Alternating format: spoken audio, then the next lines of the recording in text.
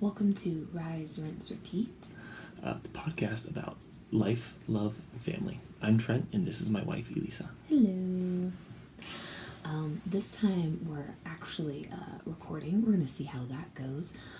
So we can put it up on our YouTube channel as well, which is going to be Rise, Rinse, Repeat podcast. Hopefully we can put the link in, but I'm not sure. If not, just go to YouTube, type that in, and...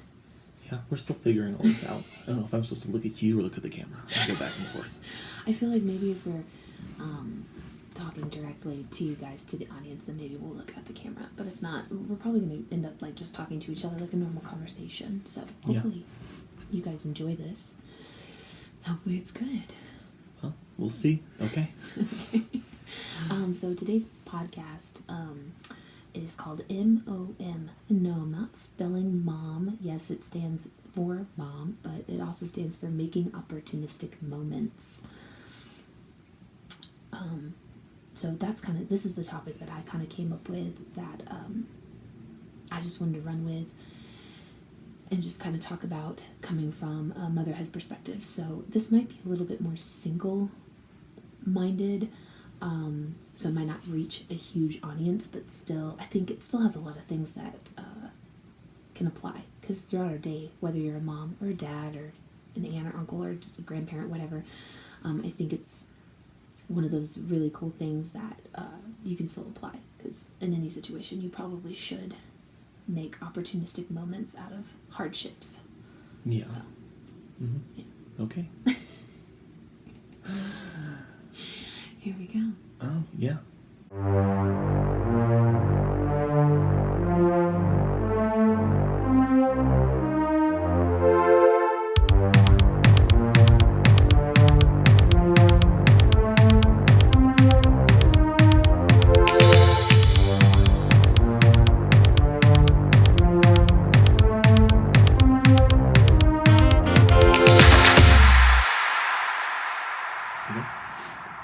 So do you want to just jump right into the topic, or?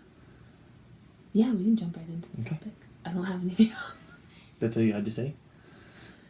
Like, okay, how do you make those opportunistic moments? So that's kind of what I was going to talk about. So we need to make opportunistic moments out of hardship. So we give ourselves every single day in many different ways, and especially like as a mom, we dry tears, we plan days, we deal with screams, tantrums, we make them laugh, we try to make these situations like better, we change diapers, we have to teach them these lessons, you're constantly worrying about them, and you hear those loud and deep laughs and they fill your heart with joy. There's a bunch of things, and when you hear the oohs and the ahs, or they're starting to say mama or dada or something like that, like it just fills your heart and your spirit up with like just this pureness of just pure joy. It brings a smile, it brings warmth, at least to my heart. That's what it does. And so when all they want to do is be held or eat constantly, or they're napping constantly, it's really hard to find those peaceful moments for yourself, or the peaceful moments even for your kids, because they're trying to figure out their own emotions. They're trying to figure out how to tell you something if they don't have all the vocabulary to do so. So making opportunistic moments is like essential to your everyday. So this has been something for me. It's been like a reminder for myself that I need to remember that since I'm a mom, it's no longer about me, but at the same time, I can't put myself on the back burner fully. Because then I won't have anything to give our daughter, to give you, to give like our marriage, to give all of these things. So it is about my little one, our little one. It's about seeing the beauty in their need for me and for us, and then making the sadness or the selfishness into an M.O.M, an opportunistic moment. Okay. So that was a lot. Yeah. I hope that made sense. It is so easy to get caught up in yourself because that's all you know. Mm-hmm. And so in those moments of hardship, whether she's screaming or you just need a moment, it's very easy to, like you said, get caught up in yourself and not be able to realize that there's just two different ways you can always handle these situations. Yeah. You can just get frustrated and angry, or you can you can turn those moments into a teaching moment for you, for Avalyn, for me, whatever it is. There's always two responses we can have, and we just have to be cognizant of that. Yeah. No, I mean, I agree. I think, like, coming from a personal perspective, we all have days where it's rough. It gets really hard, and we're like, what do we do? How do we fix this? What is going on? And, you know, you try everything. You go through the checklist. Is she teething? Is it gas? Is there, you know, because she can't physically say, oh, Mom, oh, Dad, you know, this hurts, or this is what's going on, or I'm just feeling tired, so I'm grouchy about everything. Like, it's one of those things where, you know, having kids is really hard, and then you have to balance it all with, you know, your marriage and maintaining that, and then also maintaining yourself, because the first thing that any mom does is put themselves on the back burner. Like, their family comes first, their kids comes first, they put their husband first, at least in situations where I've grown up, and that's not necessarily a bad thing, but if you do that without taking an hour or 2 hours each day to take care of yourself and replenish yourself, either whatever that may look like, and I can get into that later, but then you're going to instantly burn out, and then you're yelling, your temper's quicker, you have less patience and everything like that. No, you're good. It's just the headset or a hair. I know. I'm shitting. Yeah, if you don't take that time for yourself, then you will. If you don't pour into yourself, you can't pour into other people. And you have to realize, like, there's always this balance, and that's the hardest part, is finding that balance, finding what am I actually feeling. Am I just being selfish right now, or am I, oh my gosh, I need a minute to recoup, to recover, and just to fill myself up. And so, because you could every single day I get home from work, like, okay, I need 2 hours, and then, yeah, that would probably be a little selfish.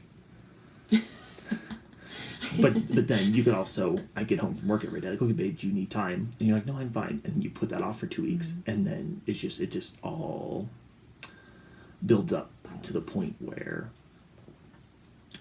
yeah, you just explode. Yeah. And so it's finding that balance, finding out, and just being honest with yourself. Okay, am I being like a martyr? Like, oh, woe is me, I'm going to sacrifice, and oh, I'll be fine. And then, because you can't do that forever, it'll build up. But then you also can't be like, nope, I'm going out to dinner every single night, or whatever it is. You've never done that. But. Right. No, you good? I think so. I don't know. This is so glitchy today. Like, I talk, and, like, this thing, it just cuts in and out. It's being super glitchy today. I don't know. I might have to switch. I'm going to look into something else. Anyway. We're going to get new cords. Yeah. So, yeah, it is. It's just being honest with yourself. Mm-hmm. And with your husband or your wife or your kid, even though she can't understand you, just be like, okay, babe, I need a minute. Right.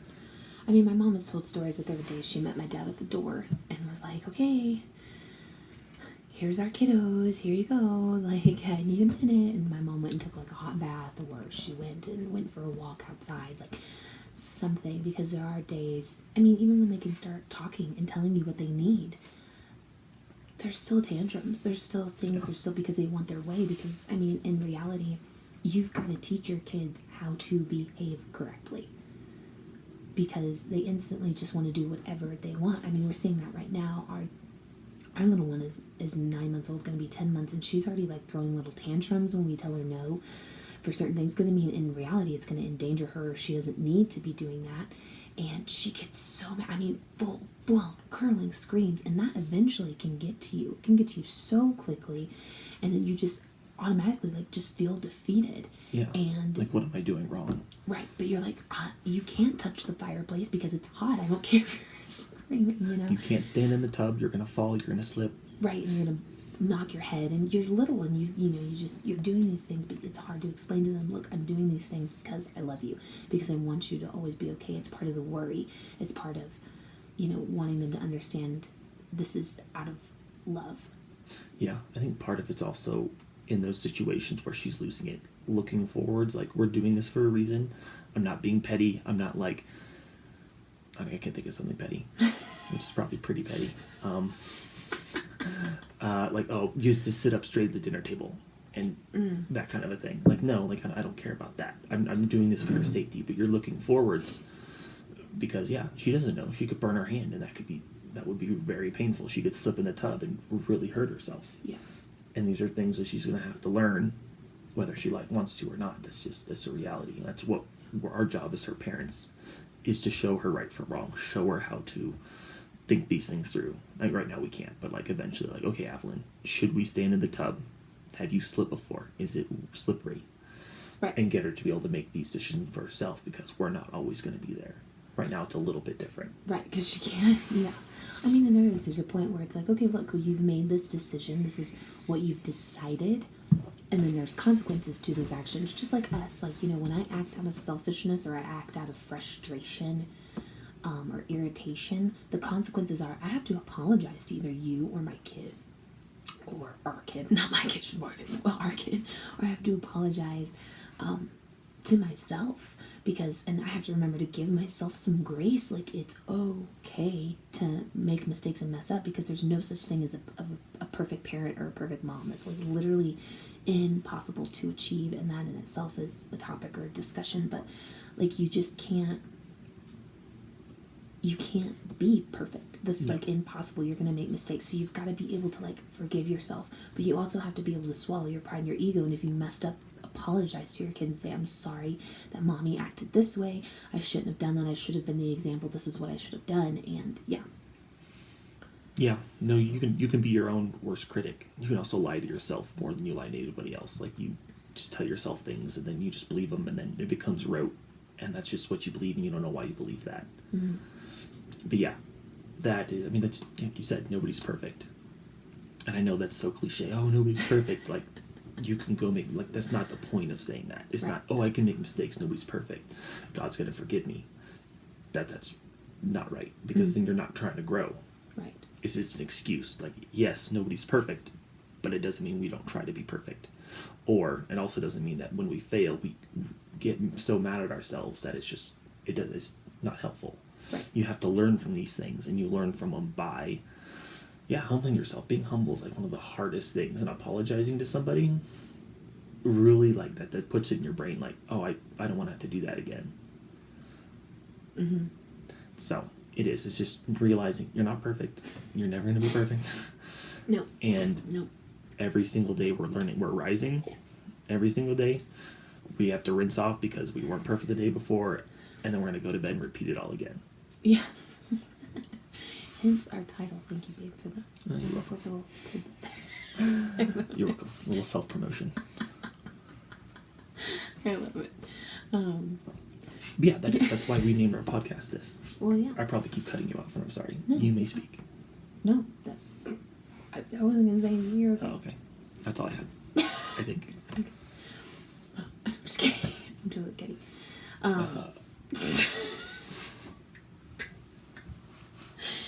Okay. Yeah, no, that is why we called. We went through, we had a 10 different lists or names or whatever for our podcast show, and we came up with Rise, Rinse, Repeat. How many did we have? No, those are topics. I don't know. I'd have to find them. Okay. We had quite a few, and we ended up coming with this one, and we did a little vote between our friend group and our things like that, and most of them chose this one. And when we started thinking about it, it is kind of what we're doing now. It is exactly what we're planning and what we're doing every single day, like what my husband said. We're sitting here and we're going.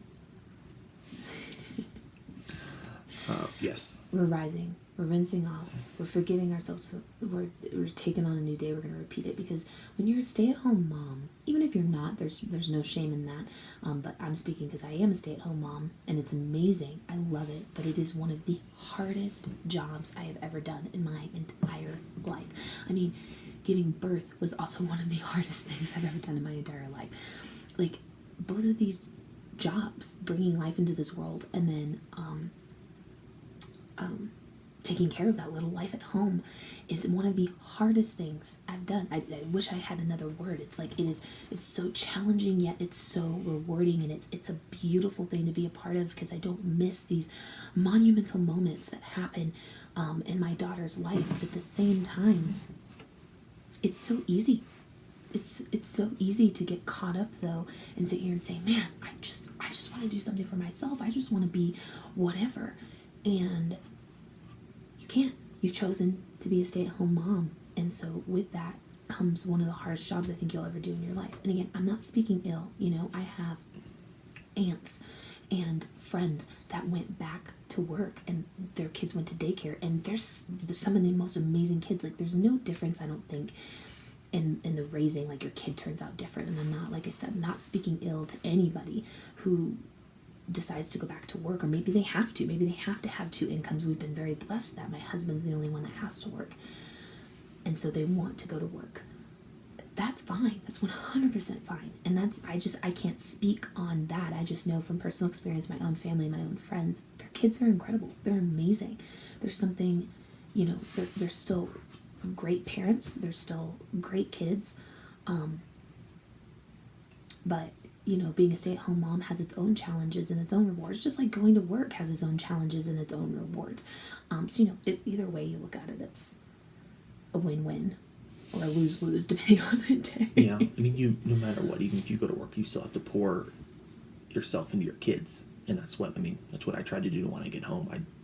I try to just to focus on Adeline and you, just because I'm not there all day, and so if people do put their kids in school, then you do have to put that time in to still get to know them, and, you know, pour into them. So it's just, yeah, it's all a matter of time where you put your time. Yeah, it is.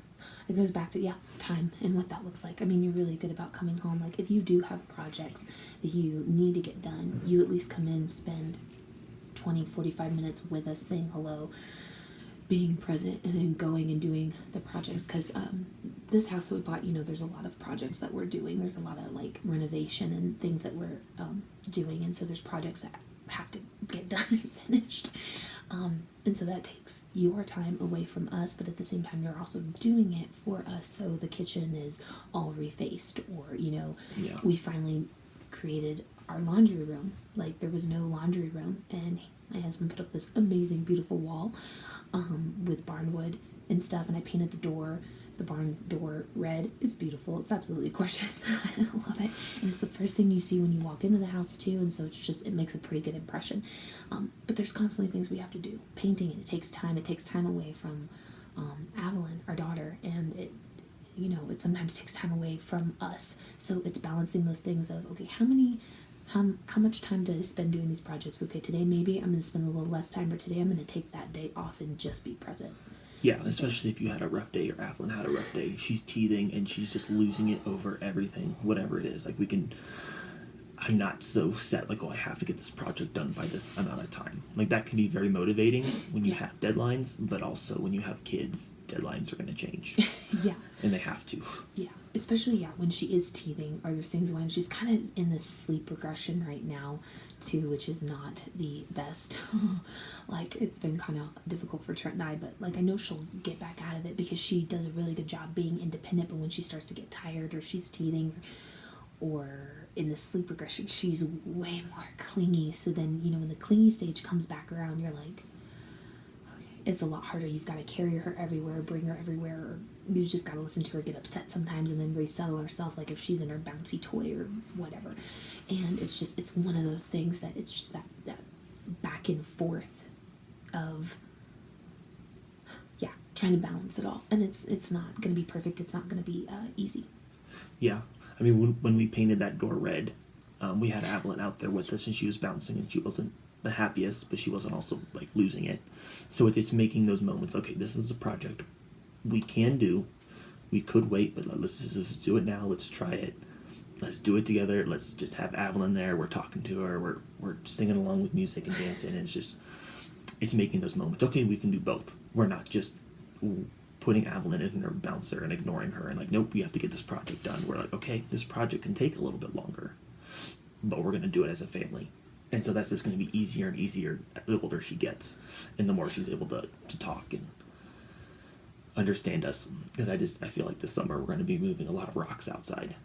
Okay. And I could just hear her tottering around everywhere as we're picking up rocks. Yeah, or she's like, I want to add this to my collection. Yeah, she's going to have her own little rock pile or something. Yeah. But it's just right now, this is a stage she's in, and that's fine. Mm-hmm. That's great. She's amazing. But it makes some things, like, hard. Like, painting a door, like, you got to let it dry. But I don't know if it should take all day long. but that's okay. Like, it's something I can check off my list, and it's like, it's done. He just has a couple more shelves to build in the laundry room, and then he gets to cross that off his honey to-do list, which, honey to-do list is never fully completed because there's always something. Yes, it never ends. It never ends, but that's okay. That's totally, it's okay. Either way. But, I mean, I guess, like, all of this to say, it's right there. What we did yesterday, the story that my husband just told, like, we made an opportunistic moment out of hardships. When we were going through topics, I wrote this down, and I wanted it to be that. I wanted it to be so significant in that sense of it's no longer about us, but yet it still has to be about us. Yeah. We have to still pour into our marriage and take time so then we can give our kids the best version of ourselves as we can. There's going to be days where it's like, okay, we're dragging a little bit, but we're doing the best that we can. And, every morning I try to pour into the Word of God because that fills me up. It gives me something to rely back on if stuff starts to get hard, or it's texting you, or it's, reaching out to my sister or friends or my mom or something like that, like in situations where it's like, okay, what would you do, or how would you handle this is what's happening, I just gotta blah, or my aunt in Tennessee, like just one of those things. And so when I came up with this, I'm like, this is going to be a very important topic. And even if, like I said, even if you're not a mom or you're not a parent or a grandparent or aunt or uncle or whatever, that's okay. You still have hardships throughout your day, and you've got to sit here and say, I can either let this ruin everything, or I can make it something amazing. I can fill it with joy. I can let it inspire me and encourage me. Yeah. There's two ways to react to anything. So just realize that. Okay. I think that's it. Okay. That was kind of like my main point of this topic. I think we beat it. I think we gave great examples and everything. Okay. So I guess the only transition how I'd like to wrap up is I'm currently working on an article that kind of adds a little bit more to this, and it expands. It's really short. It's like a page, I think, is all. And it's on Substack. Again, I don't know if we can link that here. We probably could link it on our YouTube page. We'll figure it out. We'll share it on our Instagram. It's only our second podcast. It is. We don't know everything. We're still trying to figure it out. This cord is driving me insane. It keeps cutting out. It's going in my ear, and it's driving me nuts. But anyway. Mine's been perfect, just so you know. Oh my gosh, then you gave me a crappy cord. No, I'm just kidding. Oh. There, it just cut out. Hello? Oh, okay, good. I'm back. I couldn't hear anything for a second. Okay. Well, thank you guys for joining us today, for listening. Again, we're going to be uploading this second episode to our YouTube page. Woo! Rise, Rinse, Repeat Podcast. If you haven't already, please check out our Instagram page at Rise, Rinse, Repeat Podcast. Also, please like, comment, rate this for us. Let us know.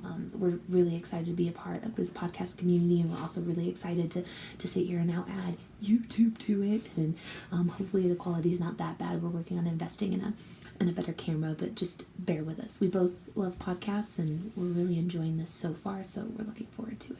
Yeah. So apparently we are going to do it weekly, because our first podcast came out yesterday, and we're already recording another one, so it shouldn't be too hard. Unless we run out of things to talk about, which I doubt. So, we're probably weekly. That's kind of our plan right now, I guess. I think we're going to aim to release them on Saturdays. Yeah, Saturdays at 7, apparently. Well, I mean, we can choose whatever time. It doesn't really matter. Oh, 7. Okay, 7 in the morning on Saturdays. So, if you're just cleaning your house, going for a workout, listen to it, or, download it, listen to it on a drive to work, starting at the beginning of your day. It's, we just choose Saturdays just because we did. Just because we can. There's no other reason. Oh, this thing is driving me nuts. Okay. Thanks everyone for listening, and we'll see you guys all next week.